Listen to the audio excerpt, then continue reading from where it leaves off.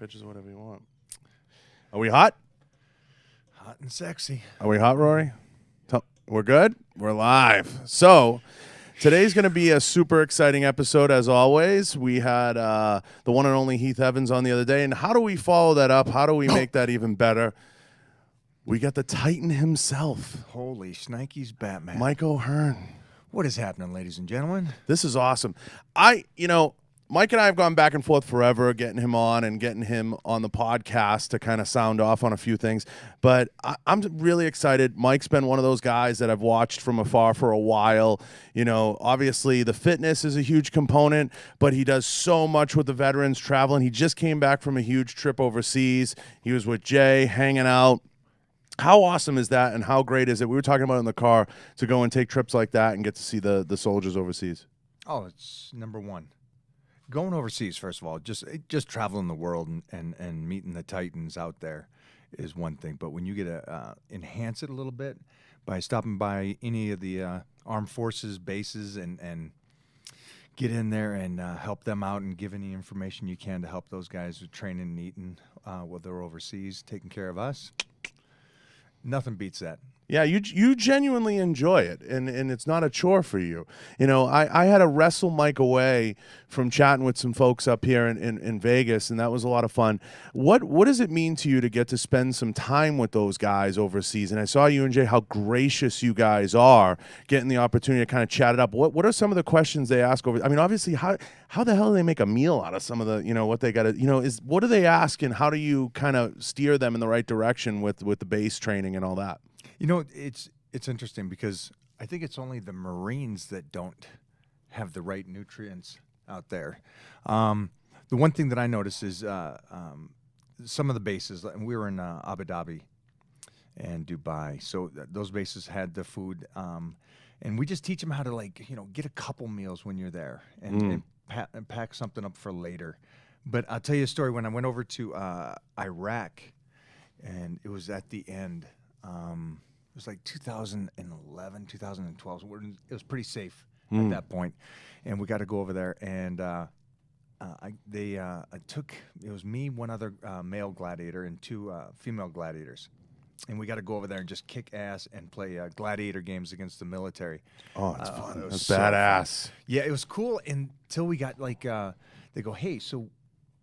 We think it's safe for you guys to jump on some Blackhawks, and we'll take you over to some Marine bases. Because they never go – I never even thought about this, but they never take you to Marine bases because it's too close to what's going on. Right, it's forward. And they go, no, it's safe. We're good. We're going to take you over there. And we got to go over there and hit some bases. And some bases had only like 140 guys down to 50 guys on each base.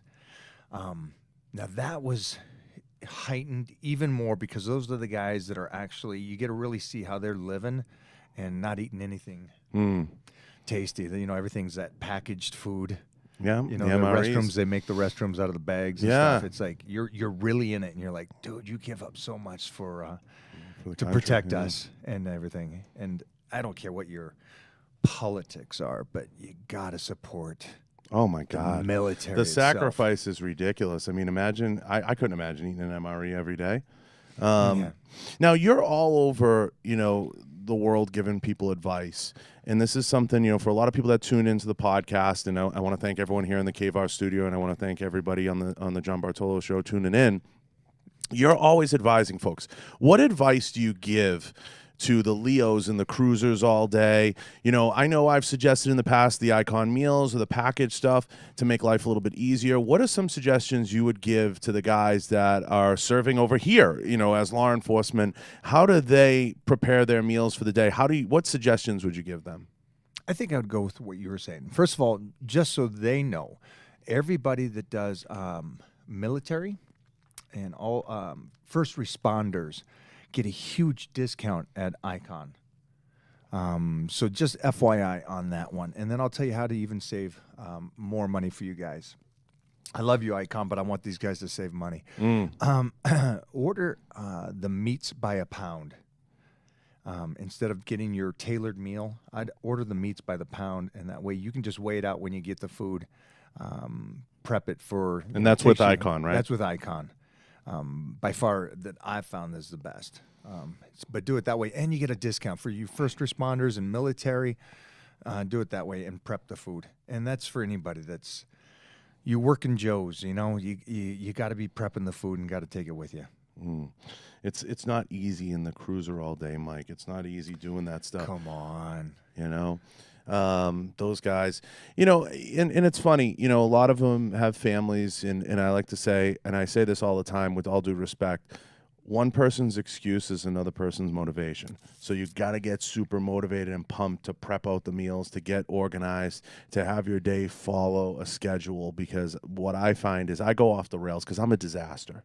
You know, like Jay said, you know, he said there's no hope for me because I got to have my cereal, I got to have my donuts. I'm a mess. There's no fixing me, right? I'm gone. Or you got actually a good metabolism because you're in good shape. I'm in okay shape. Okay, for our world, you're in okay shape, but for the average Joe, you're in great shape. I appreciate that. So you're like the Heath Evans. Yeah. I might be worse than Heath if that's saying anything. No, I think he called you sexy, John. Seriously, Rory. Now you have 1,000 accolades. We could sit here all day and talk about the covers and about everything. Let's not. But let's be honest. You know what to you is the shining moment? You know, is it you know? Do you look back and do you say? Because I have to talk about it. Your legacy and the storied career you have in fitness, and everybody wants to get 5 minutes with you just to pick your brain. What is it? And don't be humble for a second. Don't be humble. What is it? I would have to say it was just the unrelentless commitment to consistency and being the one guy that I didn't want to do anything to jeopardize all the work I did and not be able to keep it. So it was that just day in and day out, getting up and putting in the work. It didn't matter winning the universe or powerlifting meets or judo or anything like that. It really is just that willingness never to give up. The whole idea that you can't beat the guy that never gives up. And I first got on stage in 1983, and I know that people go like some guys are out there that are still my range or age, but I was on stage in '83, and there was nobody that's still out there on stage in the '80s. Does Tom Brady ever cross your mind in terms of like his longevity in his sport and what he's done and what you're doing? Do you ever draw a parallel to that? Because I do. I look at it and I'm like, this. I look at you honestly when I'm from afar. I look at you and I'm like, this motherfucker. If he's doing it at this age, at this stage of the game, and I look at Tom and you know how long he's done it being a Pats fan, and Heath and I were talking about this a little bit yesterday. Does it ever cross your mind the longevity? I mean, it's amazing. I think that's what's gonna tell the story. Yeah, on me on that aspect, it was I was with Lee Haney last weekend, and I was trying to think, and Lee's one of the great ones. Lee's, you know. Not just a bodybuilder, but just a person. He's a bright guy. He understands it and stuff. And I'm sitting there thinking, and I'm like, he was on stage with me. He was on stage 4 years before me. It's crazy. But at this stage, I'm still crushing the 20-year-olds, and I'm still lifting. And I've lifted all my career heavy, and I still got the physique that I'm on stage next weekend guest posing, and I was in Abu Dhabi guest posing. So I'm like, I love that aspect that it's the longevity of it. That's where I think it's going for you. Like, you know, you I know you do the Titan and all that, and then there's the 4 times, you know. But I look at you and I say the legacy is going to be how long, you know. And you have to. I know it's hard to reflect on that. Like, you know, when people start asking Brady about, you know, reflecting on the career, but it's the body of work now that it's really taken the, you know, everybody, and they're just like. I think I like it because it's not. How would you say this in a humble way? Yeah, there's legends in the industry, and there's legends because they were in the '80s and they were in the magazines. And I'm one of those guys that was in the magazines. And think of this: 1987. What year were you born? 81. Okay, so I've been in the magazines since '87, which means that you're kind of mostly at that time you're at the pinnacle of your career. You're on the covers. They've got cover stories, and I'm still on it today, not because I'm a legend, but because of my body and face. Yeah, you stayed in the game. So it's still in the game and still doing it. And so that's the one thing I guess I'm most proud of, is that my goal was all that work I put in, I get to keep it for a lifetime. But I'm still doing. You know, I hope, I guess what I'm getting at is, I've said this to people before, you know, that are 40, 45, and I know Tom does it. You know, look at Mike. If he can do it, can anybody do it? They can, but I think what the biggest problem is, and I hear this all the time, you got to look at it in a whole career. Tom Brady has taken care of himself since the start. He was taking care of himself. He was taking care of himself in the off season. And I think most people look at me and go, all right, so what'd you do the last couple of years? And it's like, you don't want to break their feelings or heart and stuff and go, listen, the reason I'm still here today is because of the basic stuff I did as a teenager and in my 20s. The foundation. Yeah, that foundation work that set me up to win. And then I never went away from the foundation work, and I never tried to get clever, and I never tried to get, you know, bouncing around the gym or trying this, that, and the other thing. I stayed consistent to where my body functions off of carbohydrates. I feed the body protein for the muscle, and I take in a little bit of healthy fat, but that's about it. I'm not this, what's the new fad? What's this thing? I'll do that kind of stuff to test it, to see what science is doing, and I believe in you should always try to test everything in the sense of training and nutrition. But I always go back to the foundation work, and I also believe that it's the plan, because I think you know this. We're around alphas, and we're around the most elite people in the world, and sometimes there's no switch. Sometimes it's 100% all the time, and they're smashing their heads against the wall. And I think I learned early on, it's 100% on the plan that you're on at that time. And it can't be at 100% all the time, because you just mentally and physically will blow yourself out.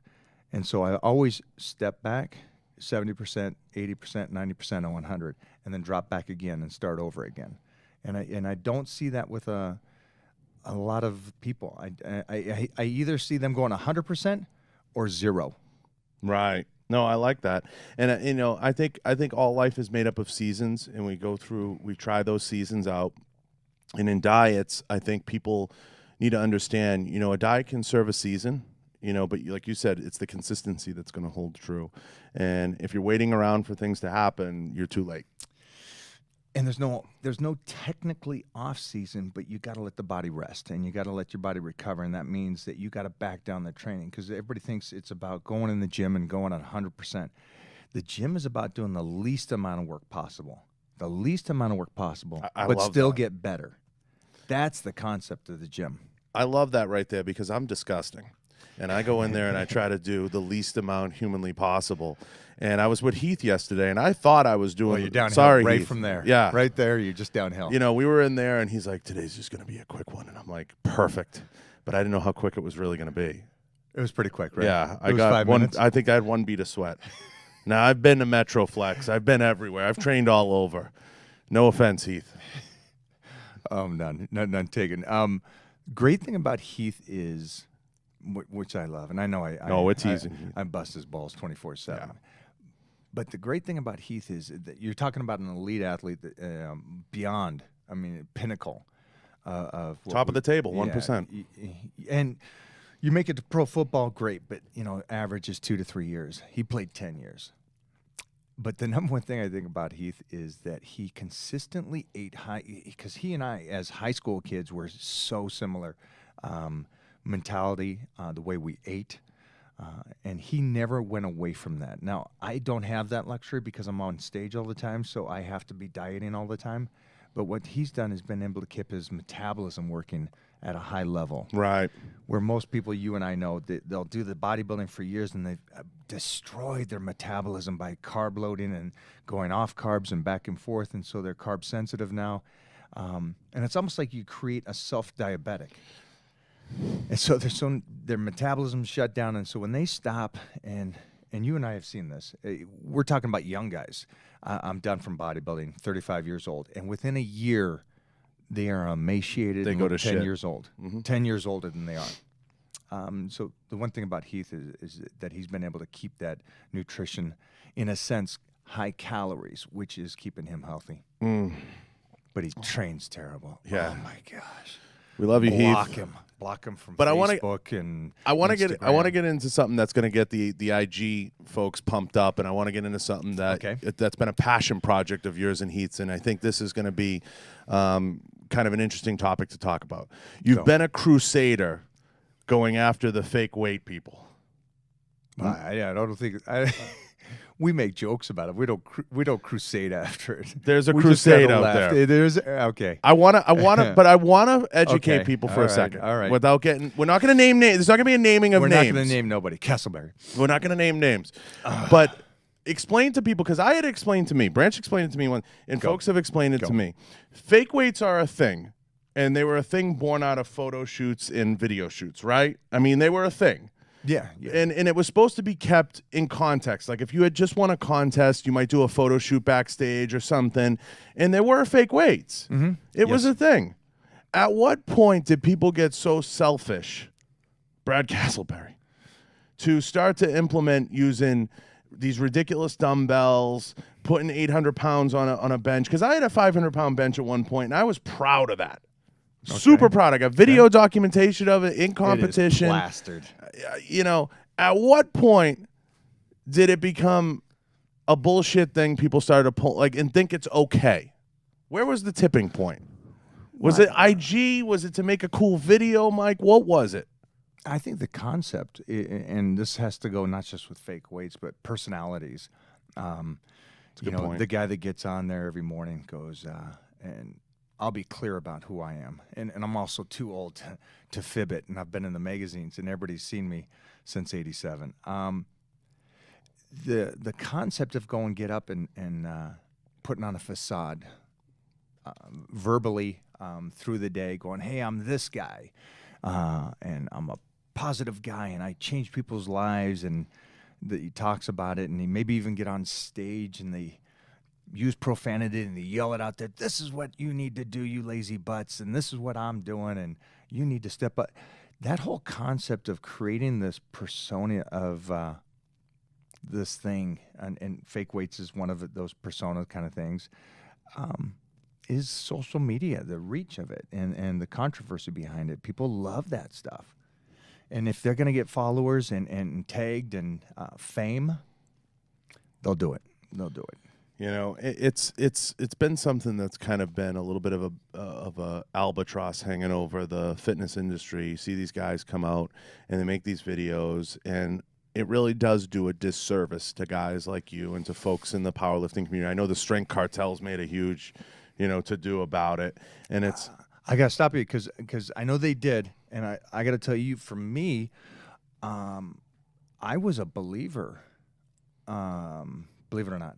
I was a believer in that kid and other guys like that. And I was a supporter of them and just thought they were getting a bad rap, and actually volunteered, like, hey, come train with us, come do this with us. Oh, horse shit, Mike. Straight up, brother. On. You can ask Heath. And I straight up was a believer. And, at what point were you like, bullshit?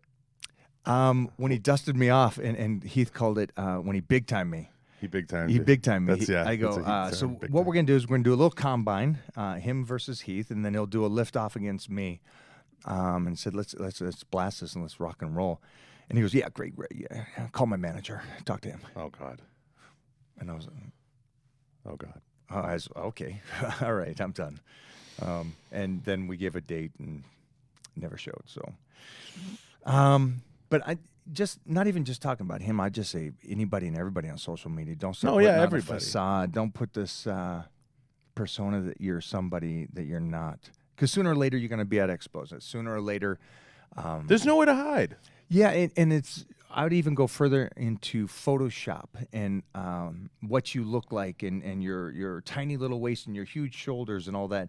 Sooner or later, you're going to be at expos with people, and they're going to look at you and go, whoa, wait a minute. Yeah, I take it personally because when you have guys out there that are, like Brian Shaw, yourself, that are, huge guys around the industry, you just can't fake it. I mean, there's just nowhere to hide. And, the guys that were doing the fake weight game. I wanted to bring it up and talk to you about it because I think, you know, it creates a false narrative, and I think that you should just be true to who you are. I love when I love myself. This is going to sound dumb. When I can do 150-pound dumbbells and when I can do 85-pound dumbbells. I mean, it goes in waves. If you're dieting right and you're clicking, and things are going to be clicking, and you have those good days. And, you know, I get the place of them because I guess the story goes, wasn't there a really famous bodybuilder? He was doing a photo shoot and he tear his quad or something. I think that was Fuchs. Yeah. And that's just so people understand this.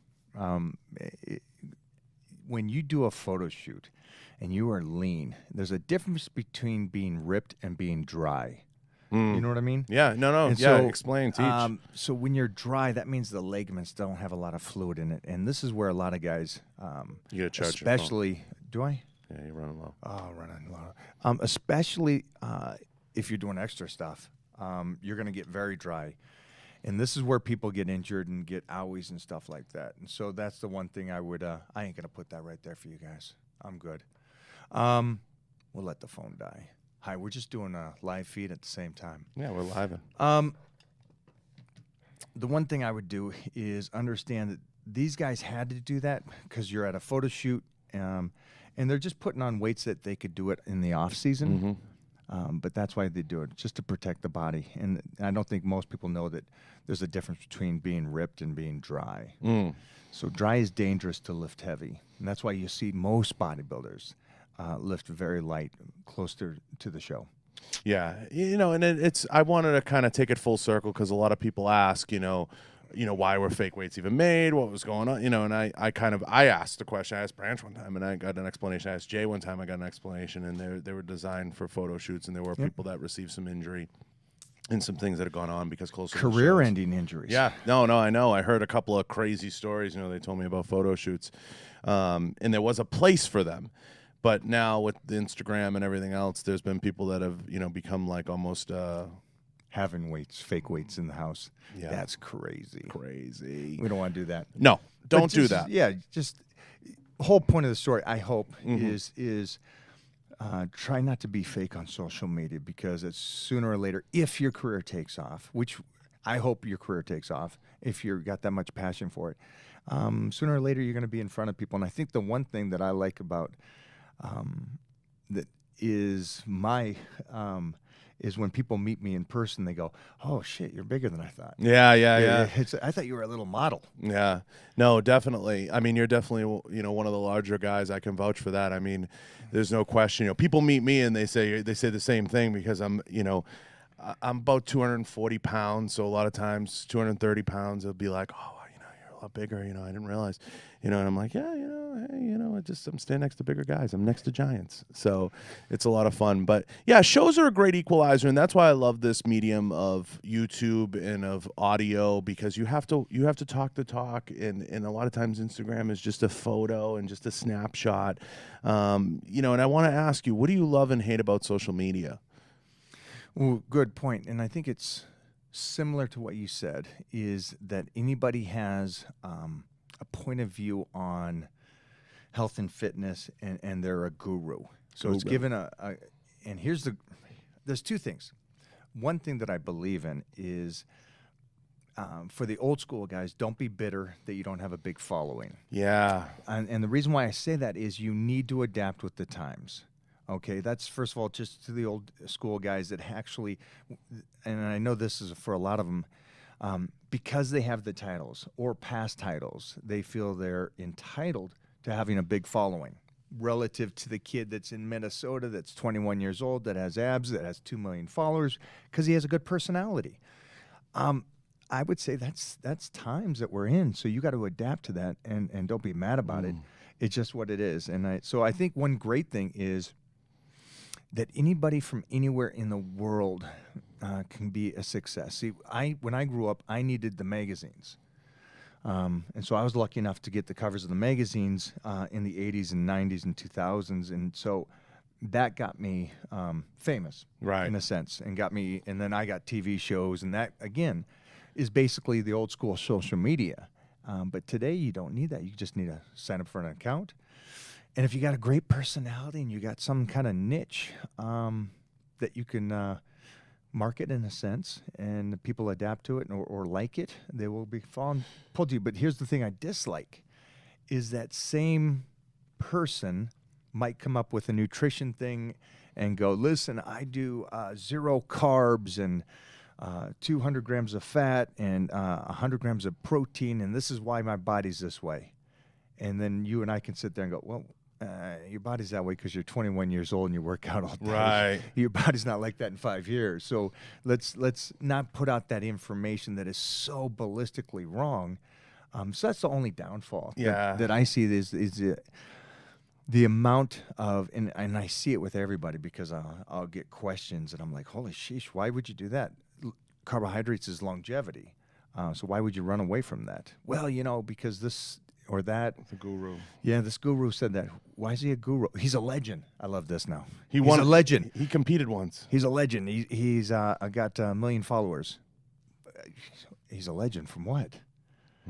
It's that weird old school mentality you only get in the Hall of Fame, not just because you made it as a pro, but you were great for a long period of time. And that's thrown out nowadays. Do you like it better now, or did you like it better when you were writing and doing the magazines and all that? I love my career now more. Okay. It's regardless of winning the universe or being on TV shows. And when Gladiators came back and I was on there again, that was the #1 TV show that year. Yeah. No. Yeah, and absolutely. I'm more known now because of social media. So I love that aspect of it and what it's been able to do to me. Do you think the old school guys should adapt now, or are they too late? No, I think they can all adapt. And I think some people that CT has proven that. CT Fletcher has proven that. It's crazy to think that Jay is kind of old school. Right. Because you got to go off of Instagram more than you do Facebook. Instagram is the one thing that kind of changed social media. Facebook was great, but that was a connection. It wasn't a sales tool to where it is now. But Instagram is so ginormous. And everybody's gravitating now towards YouTube more. And I like that, and towards the podcasting and the audio like you're doing. You're doing a great podcast show. And I think that's a good thing because I have a theory. I think Facebook fucked up Facebook. I think they're going to fuck up Instagram, and they're already doing it because Jay's already even said it live on air, and he said, I just don't want to bet my business on how much someone's willing to swipe down. I just don't want to do that, and that's what you're betting your business on. And they screw with the algorithm, and they screw with all that stuff. I'd rather bet on a search bar and start to push people to search for me or to shoot, I think that's a continuous build because it's not I don't have collectively 4 million followers. Facebook, Twitter, YouTube, and Instagram has 4 million followers. Mike O'Hearn's accounts may be borrowing those for the moment, but they're not really my followers. They shut my account down. I don't have those guys. So I think his is a great point, and that's why it's the continuous connection to your crew. Like I have the Titan crew, which is a great support crew that actually do like my workouts or support the clothing or food. And that's a continuous of getting emails delivered to you. And that's your bread and butter, that email list. Yeah, the email lists are huge. And for all you guys out there that are building, trying to build social media, you've done it well, and you've done everything so well for so long over a period of time, every platform, every medium. And you do such a good job weaving everything together. And I've watched a lot of your stuff and literally stole ideas. Are the, Loud. Yeah, I'm totally ripping ideas off all the time. And looking at what you do, what advice do you give to the young guys out there? Because there's definitely a lot of dudes out there starting accounts, whether it's fitness or whatever it is, modeling. Let's just call it modeling for what it is. Can you do it with a high-pitched voice, though, if you do it, call it modeling? And trying to do it that way. With my Boston accent, it's tough. Fuck. It's modeling. So you got people starting accounts and trying to develop a persona. What advice do you give them getting started? The first thing is be authentic to who you are. That's 100%. It's all right because it was funny. You took ideas from me. I took ideas from other people on promotion ideas or great questions or great insight. but never try to be somebody else. Don't put up something again that's not really who you are. You're interesting enough, or should be interesting enough, because I do see some people don't get a lot of following because they stay basic and stay neutral on what they think society wants. Like I thought my career was, Mr. Universe, powerlifting, martial arts, American Gladiators. I thought that's what it was. Has nothing to do with that. My career and my social media account took off when I interacted and showed my love for my dogs. I love the dogs. So that's what it was. It wasn't how strong I am or anything like that. I get obviously I get at expos, hey dude, you're really strong. But they're not going to be loyal fans compared to the guy who goes, dude, I love the interaction with your dog. I saw what you did and how much you care and take actual time for him, and I did that. Those guys are loyal fans. Those guys are going to stay with me. And I'll be honest with you, and I know that this is an emotional one. I was legitimately sad and emotional when we lost one. And I was like, I saw that post and I'm being serious, guys. I'm being 100% serious. I'm trying not to look at you. Recently, we lost a dog not too long ago, and I was heartbroken. And that was because of social media and your relationship. And it was so genuine. And you put the videos up and the dog's eating the pizza. And I was fucking devastated. I felt like I lost one of my kids. That, I guess, is the connection. You know when everybody's trying to sell? Oh, that wasn't a sell. No. It was legitimate. That's connecting. And that is one of the biggest. If I could tell somebody one thing, stop selling and try to connect. And if there's something that you will connect on and your fans will connect with, that's loyalty. And they'll listen to you and you'll blossom. And if all you're doing is selling and selling and selling and I know towards the end that one particular dog couldn't travel, and it was just so devastating to me. I felt like I didn't say goodbye the proper way. And I'm being so serious, it's not even funny, because you formed that connection with everybody and everybody followed along, and it just, it was so sad. And I think you're absolutely right. You have to be neutral. You have to be interesting. And I think The Rock set the formula, really. And you just follow the formula. And the formula is, just love for everybody and, let people do them. And Jay had a great line. He said, you just have to, you don't pay attention to the BS and just, he goes, people call me with their problems, I hang the phone up. And I asked him in here, I said, is that real? Like, do you really, because you're a shitty friend if you do that. And he goes, nah, but it's just, you have to, and I told you a story in the car when I was coming out here. Jay's like, whatever you need, man, I got you. But I can't have people on the property anymore. Like he's just, that's Jay. But he's serious. You just have to block out a lot of the crap and you have to do your thing and do you. And if someone else enjoys whatever they're into, I don't care. They could be swingers for all I know. It's like, you're like, hey, do you, man? As long as you're happy, I'm happy for you. I think that's a huge thing. Two things. One is my journey with my dog, and then the authenticity. passing. Yeah. I think people understood it wasn't just me and a dog. It was that that dog was there prior when my mom and dad were both alive, because I think the majority of society knew that I was doing a cover of Muscle and Fitness. They brought in two puppies, and at the end of the shoot, they're like, we're taking them back to the pound, and I said, nah, I'm taking them home. And they were with me from 1999, and then I just lost Teddy, who was the second last year. So I lost my mom during that time. I lost my dad during that time. Ups and downs. I didn't want you to say peaks and valleys, and so people knew all that. So that was the biggest thing. I didn't want you to say teddy bear. Yeah, I didn't want to say teddy bear. But here's the thing, like you said, when you at an expo and somebody comes up and looks in your eye and says,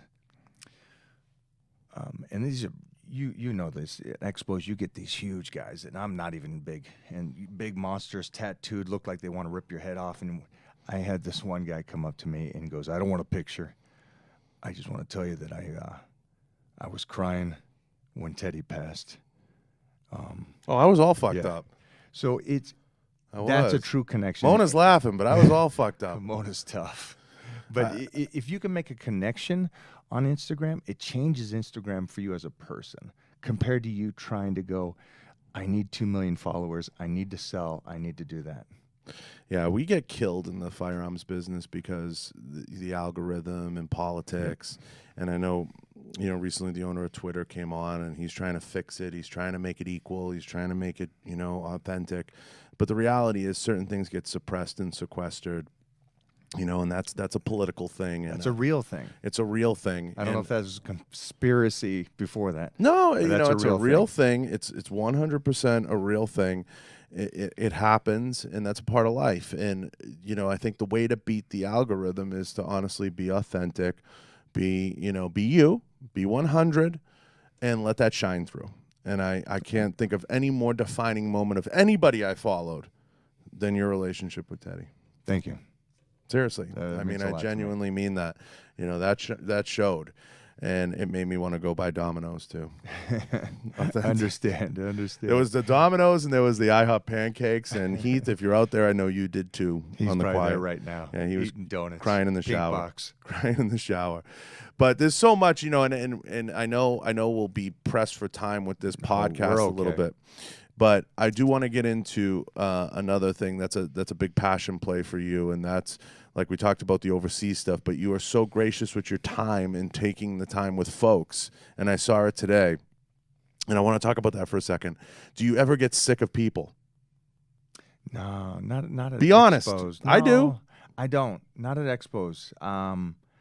We were at the Olympia last week, and we had a 4-hour line. And if you're going to wait 5 minutes for me, 10 minutes for me, freak an hour for me, 4 hours for me, just to say hello and I'm there. I'm there for you. I'm with you, and I want to hear what you have to say. And I don't get sick. And I know that I was with somebody last week in Abu Dhabi, and they're like, I'm kind of getting burned out. Man, dude, I freaking love it. What's the secret? CBD oil? Because I gotta smother myself.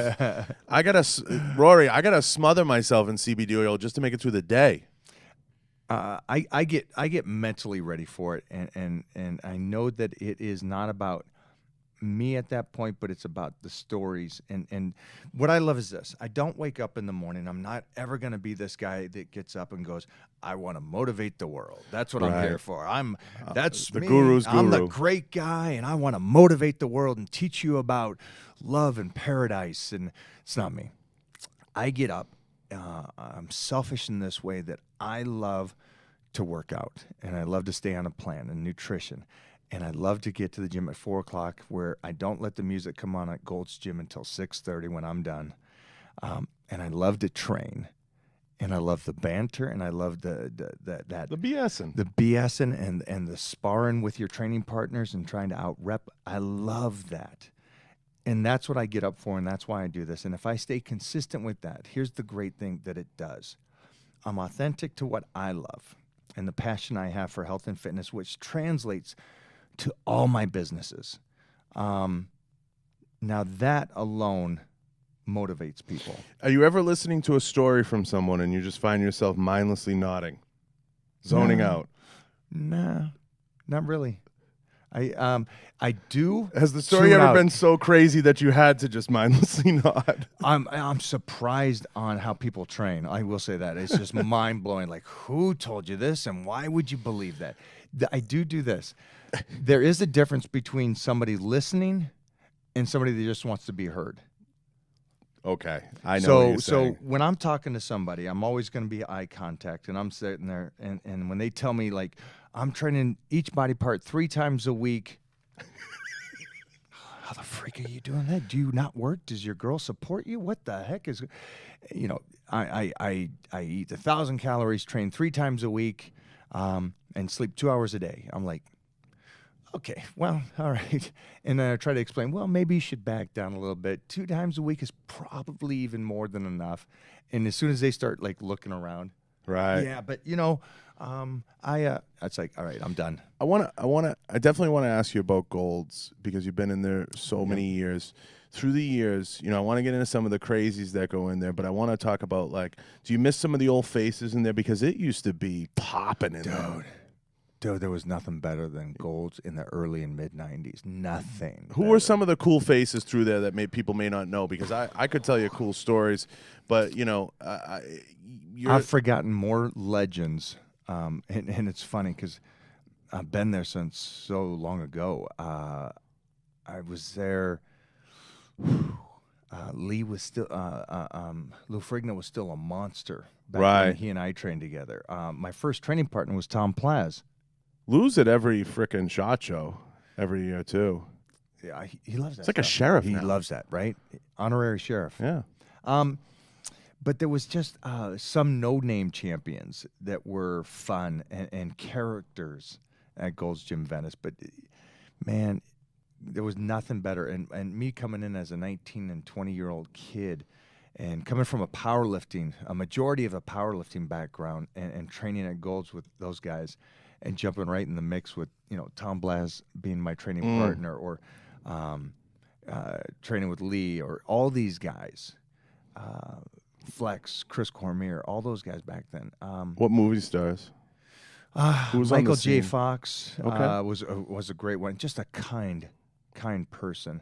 Al Bundy. Oh, yeah. Al Bundy was there. He's a black belt in jiu-jitsu. You know that, right?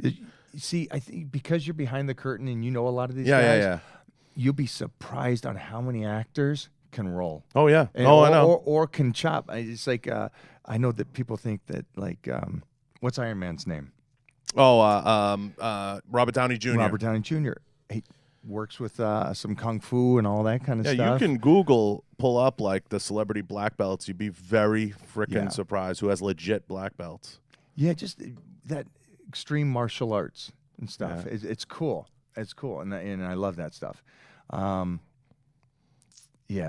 Michael J. Cool who else? There's so many I forgot because I was at an era too where I was traveling from L.A. to New York because I took over for Fabio on the romance covers. Mm-hmm. So I was traveling over there, and I've met a lot of stars over there, and not everybody's great. Is there good bread in the covers, in the romance covers? Yeah, that and TV, man, it's great money. Great money. It's great money. Could I do a romance cover? I think you could. Could Heath? I think it would be you and Heath, though. Yeah. Yeah, on a horse, a little pony, maybe. A donkey, a burro. Heath and back. Yeah. You hear that, Rory? That's next. Make it happen. I need that picture right up on the wall. Yeah. We can call me El Burro. But the 90s were the best. 90s were the best. The 90s. So in the I'm a big 80s guy, okay. but the 90s were the best. I look back and I see the old Golds. Do you hate it now? Now I understand why people don't like it right now.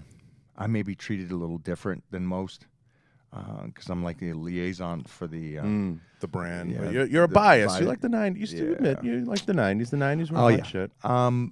But they treat me well, and then I'm also there at a time from 4 to 6:30 that I don't see a lot of the craziness. Now I envision because I know you love the movies. You're a movie nut, and you've acted quite a bit. But Get ready. Wait a minute. What? Plug. Coming out Halloween, the Manson brothers. So what are we? Not even a month away from this. You will see me in the most psycho. Well, I don't start out as a psycho, but you'll love this character. Radiant Bobby I play. Okay. Radiant Bobby. And then we go off and film again here in November. But go back to the movies. I want to talk about the movies because you've had a couple of really close calls too.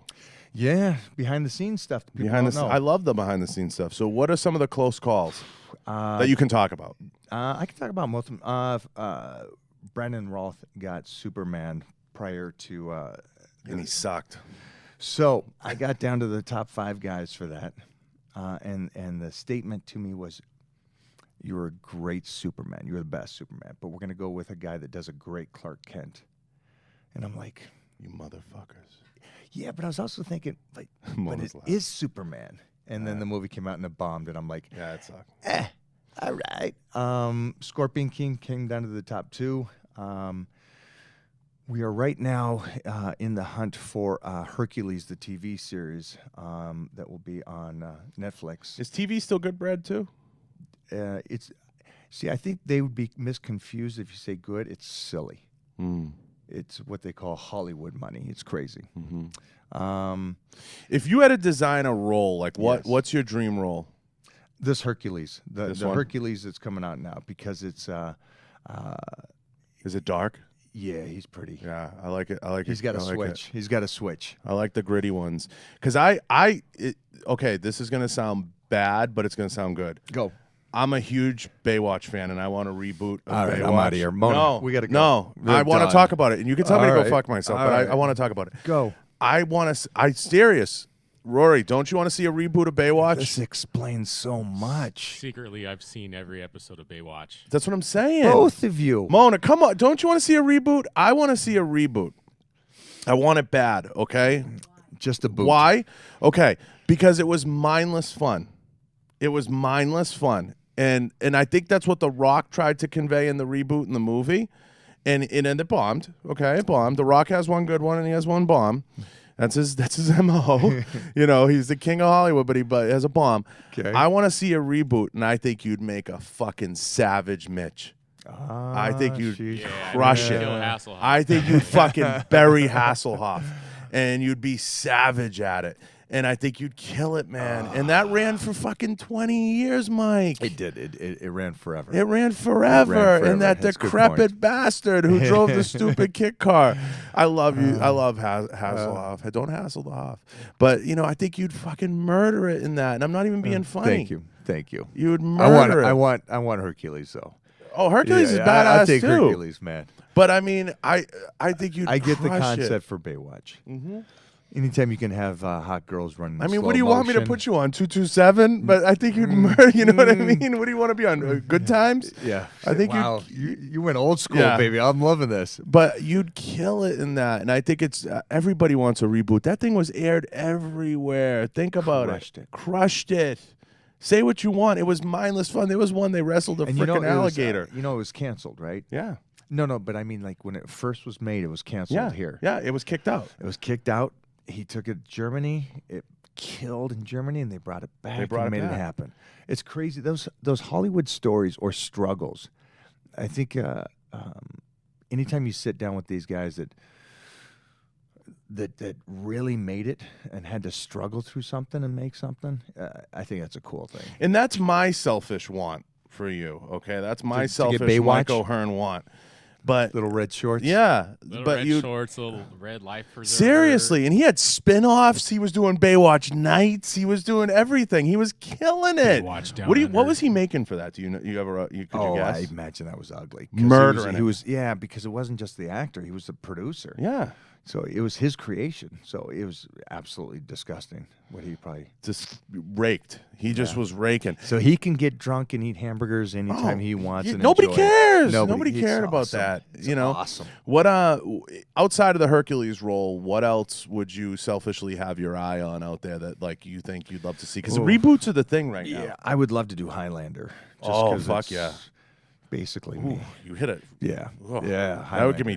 chills. I think you'd crush it at that too. That's a good call. Yeah, that's what I'd love. And yeah, that's a good call. That or a Psycho Lethal Weapon. Like a Lethal Weapon reboot. Yeah, just crazy. There's so many, Yeah, man. I love We could those do this 80s and 90s. I could do this all day because that would be, oh man, Highlander. Highlander would be. Now you know but- what's coming out from the 80s. What do you got, Rory? Top Gun, the new Top Gun. Oh, I'm excited because I know Are you said you? something. Yeah.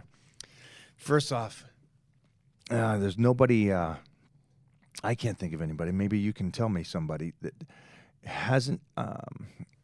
I look at my career, and it wasn't the shows that I won or anything else I won. Like I said, it was the fact that, and I love this, is that I was in front of the crowd or society or the greatest from 1987 until still today.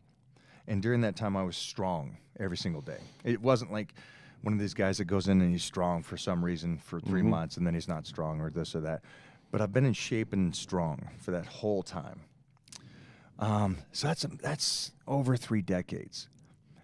And what I love is Tom Cruise as what he's done physically with himself, not just in movies and this and that, the other thing. You look at him and you go, he's still crushing it, and he's still the lead actor, and he's been acting since, I think it's 83. And we're in 2019. Keanu, too, has crushed it for a long time. Yeah, but Tom has been at the peak. Yeah, that's true. Tom has never not been at the peak of the industry, where Keanu went down and came up, went down and came up. And I love Keanu. I mean, John Wick, you killed my dog. He trained with Taron. He shot. He trained. And he does jiu-jitsu. He's a practitioner. And he really trains. With John Jock, I believe. And I like his, I guess you would say his soul and how he believes life should be lived. I love that. He's funny. He's really an introvert. Like, I know guys he's shot with and trained with for shooting for that role. He really is very, like, standoffish. Like that. Trained at Gold's. He trained at Gold's for years, and he's just a very quiet. He's exactly like you would think he is. He's very kind, very humble, good person. Like when the shooting video went viral of him, I know the guy he trained with, Taron, was like, you okay with that? Keanu? And he's like, yeah, man, that's fine. Whatever. It's just kind of like very chill. Like, and like that thing had like 25 million views. Like it was, he's like, yeah, whatever, man. And it could have changed the whole game for him because shooting's so taboo in Hollywood. Why do you think that is, Mike? I'll go back to Tom real quick. Go ahead. That Tom doesn't look much different than he did in 1983. That's definitely true. It's the growth, Mike, right? Oh, yeah, exactly. It's exactly that. And that's impressive, not just because it's a visual thing, but to be a leading man in Hollywood is tough. Yeah. But to do it from the early 80s, and he's going to do it into 220, so it's an incredible thing, and that's longevity. Super longevity. I can't think of anybody. But I hated him in Jack Reacher. That was the bad role. That was horrible for him. Jack Reacher should have been you. Just my. In the comic book, he's supposed to be like 6'4", 250. He killed my dreams. You're fired, Tom. But Tom's out. Tom's out. But I'm ready for Top Gun, though. I think it'll be badass. I think it'll be okay. I'm gonna rent out a theater and just invite a bunch of friends. Hey, do you guys like Creed? The new Creed? I like the Creed series. I think it's good. I was gonna ask you. I don't like the Rambo comeback. Like this last Rambo. I mean, it's a little too much, Mike. What do you think? I'm okay, man. I'm okay with still doing it. Yeah, I'm okay. It was tough to watch. Because Clint Eastwood's I'm a huge fan. It was tough to watch him in that last movie because I don't know if he was playing that old, or if he really is that just I think old. He was at the end of the line. Yeah, so that's the reality of it. I think he was just there. I don't like the new Rambo. I'll tell you why. I think they should have brought him back as like a drill sergeant type, like where he had to train a group to go in. I think this whole But Rambo was always by himself. I know he's a warrior of one. Just got me. Yeah, I don't know. I can't take it. Like I can't take him. Say the Geritol. It's just too much. It's too much. He's like 70. Coming for you, Murdoch. Yeah, Murdoch, coming to get you. But there's a huge taboo on that whole scene in Hollywood right now because you get about guns and stuff. Yeah, there's a big taboo. I wish I knew more. I don't. I know. I kind of keep myself removed from a lot of the political. Yeah, I'm not a huge political guy. I know if you put up something of, and this is interesting. I was overseas and I asked the military. I said, "Hey, what do you guys think of Trump?" And the first thing they said was, "Well, we can't talk about it." I'm like, "Why's that?" He's the commander-in-chief. Right. And I was like, "Oh, okay, all right." And I know if you put something up about him, you get hate, you get love, you get back and forth. I know I loved you. I hate your guts, and it's like. It's a tough one. I stay out of politics because of the fact that it's we got somebody in office, and at this point, shouldn't we support him and try to help him get everything right? And it's just majority society, well, not majority of society, but a portion of society says no, just get him out. But we're wasting all this time trying to get him out instead of just trying to help him. I'm not super political either, Mike, and because of my relationship. Did you talk to Heath about this? Because that boy will tear your head off. Yeah, he gets into it. I'm not super political. People think I am because of my relationships. I've never talked to any of the Trump family members about politics, really. I've in the past I've told Junior, like, if you run, I need to know, let me know. I'd like to know about that stuff, but I'm not super political. I think Trump is who he thought he was. He's a New York City real estate guy. He's a taxi cab driver. I mean, you elected who you wanted, so deal with it. I mean, like you said, just kind of, he is who we thought he was. And I think that society, we elected an entertainer. He's actually one of you, he's closer to you. He's an entertainer, and you do a great job of it, and he does a great job of it. He's entertaining. He's gracious. I think he is great with people in reality, but he is who we thought he was. And, people shouldn't be surprised by that. He's a maverick. He's a rabble-rouser. He's going to work the room when he's in the room. That's what he does. And I love him for that. I think he's great at it. I mean, yeah, it's not going to play well in the certain segments of the United States. They're going to kind of look at him like, what the fuck are you doing? But he is what we thought he was, so don't be surprised. I mean, I'll only say this. This is the only political thing I said. Thank God it wasn't her. I mean, she'd kill her own. I mean, that's the one thing. I mean, he ran against the worst candidate, and that's all I'll say about that. Yeah, I don't. Yeah. So, anyways, politics. Next time you got Heath on here, Get talk to Heath. him going, yeah. Yeah, So, I got a good political question. shoot. Go. Who's better, Pamela Anderson or Yasmin Bleeth, John? Oh, Pamela. Ooh, I was with Pamela. Flew with her for NAPTY. Sweetheart. Sweetheart. I want to ask you that. Wasn't with her. Let me be clear on that. I wasn't with, I mean, I was like, we were on the same private jet and stuff like that. I want to ask you this. Who have you met through the years that maybe around the industry, whether it's fitness or movies, who have you met that you're like, what a fucking douchebag? Chevy Chase. Good call. I've heard that. I've heard that too. Dude, listen to this. I get flown out to New York, and it's my first, I just signed the deal for the romance books. And, this is probably 91, 92, and I get flown out to New York, first class, and I'm calling mom and dad, and it's like, this is great. Limo picks you up. And mostly back then, they really play that whole thing up. So it was a great contract, great money. I go over and Entertainment Tonight's there. They do an interview with me. I do another interview after that. And they go, well, I'm staying at the Plaza. The Plaza during the time that it was still just a hotel. And they're like, all right, so after that, go down, make sure you get seen, go to the Oyster Bar, which was downstairs. It's a great place. Order dinner. Put everything on the room, that kind of thing. And I'm like, I am at a high. Yeah. This is awesome. I got a couple First covers class. of magazines out. I'm also on fitness. And so I go downstairs and I'm standing in line and Chevy Chase walks by me. Big boy. I'm 6'3". He's about 6'4". Yeah, I was going to say, I know he's tall. But I'm still a monster. I'm still 270. And he walks by, and I do as a fangirl, I guess you would say. And it comes out instead of just in my mind. I go, Chevy Chase. And that's exactly what I did. I just go, Chevy Chase. No shit. What a dink. And he looked right at me and goes, no shit. And I just kind of like, my heart breaks. I'm like, wow, I just said your name. So, Yeah. that was a crush. Some of the coolest people, though, Stallone was freaking cool. Arnold's as cool as you think he is. And one great thing about We're Arnold, trying to get Frank Stallone in. We're trying to get Frank in. you got to here. get Frank. Yeah. Oh. Yeah. Dave has a relationship with him. I know Dave's lurking around out there. Because he used to I'll teach him tell archery. him right now. Yeah. If you can, we're trying to get Frank in. We text him. Where's Dave? Dave, text him. I know we're trying to get him in. He's a big archer.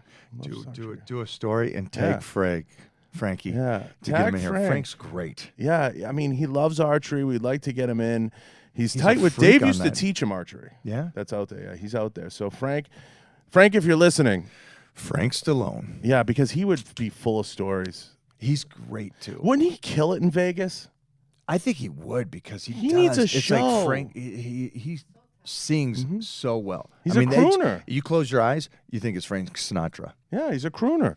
He would murder it out here. I don't know what it is. You should book him out here. You should. He traveled. You say, Frank, I'll Kid. take 20%. That's what you say. He works a lot. He travels a lot. So He'd murder it out Him, here. he and I text, and then me and Bruce Buffer text a lot because we're almost on the roads every week. Right. So, but they travel. Yeah, I went to the UFC. The PI is right next door to us, so we go to the PI a couple times. I met one of the announcers now, but Bruce Buffer was at a thing. I just missed him. Have you had Bruce on? No, Bruce is great. If he's ever in town, he's well. And anybody, I'd love to get tell him on. Bruce. And he's always in town. Dave, we were talking Frank Stallone. I was saying how I used to teach him archery, and we were going to tag him in a post. We want to get Frank on because he'd have great stories from the 80s and 90s. Oh, yeah, it'd be great. Yeah, he'd be awesome. And he's a huge. Never talk to him about boxing. He'll get into it during your workout. Never talk to him because then your workout's done. Yeah, he'll go for hours. No, I know you're pressed for time. We've gone an hour. I wanna cut it a little short. Yeah, I want to cut it because Mona's giving me the stink eye. But we're gonna we're gonna cut it short. Let me say a couple things. Yeah, no, go ahead. I was gonna give the last word, and then we'll pull up your accounts wherever we can find you. Well, you can find me on anything Mike O'Hearn, Instagram, Facebook, MySpace. LinkedIn. Did you see what I did there? Showed your age. Did you see? You saw I went backwards. So yeah, Mike O'Hearn, and you can do that. And I got workout plans and nutrition apps, so you guys can get started. Stop complaining. We got to get those. You know we got a copy of the vertical diet. I need a copy of your diets. We got to get it. My girlfriend Stan. I love that. Mm-hmm. But a couple things people ask me is what is the key? The key is keeping the body consistently burning and changing the nutrition plan every couple weeks and keeping carbohydrates in there. I wanted to tell them that is one of the biggest things. People think carbs are bad. And it's the one thing that's been able to keep me healthy through my whole career. And the second thing is heavy or light. Silly little thing, right? Heavy or light? Mm-hmm. Go as heavy as you possibly can for the rep range you're doing. You're doing 1 rep or you're doing 100 reps. Use a good amount of weight for either. That's just a little bit for you guys that are out there that are diehards, that are trying to figure this out. Some basic information for you. When you go away from the basics, you start to lose it. What's the website? Mine? Yeah. Anything Mike O'Hearn. MikeO'Hearn.com. Yeah. All right, everybody. You heard that. Go visit the websites. Mike, I thank you. And I can't thank you enough. I've been chasing you for a while, and I can't thank Mona enough. You guys making the time, and you're always welcome here. You're always welcome to come on. Next time, VIP. Yeah, I need to get some shooting in this next time. Everything. We're going to do the shooting. We'll do the VIP stuff. I know we're going to take some fun photos, but I appreciate having you, man. Thank you so much. 100%. So much. You're so gracious, and I appreciate the time. And thank you for the connection with... Let's get Bruce Buffer, Frank Stallone. And then for everybody, please go follow Heath Evans. He has no friends. Thank you. That's awful. All right, we're out, Rory. Cut us.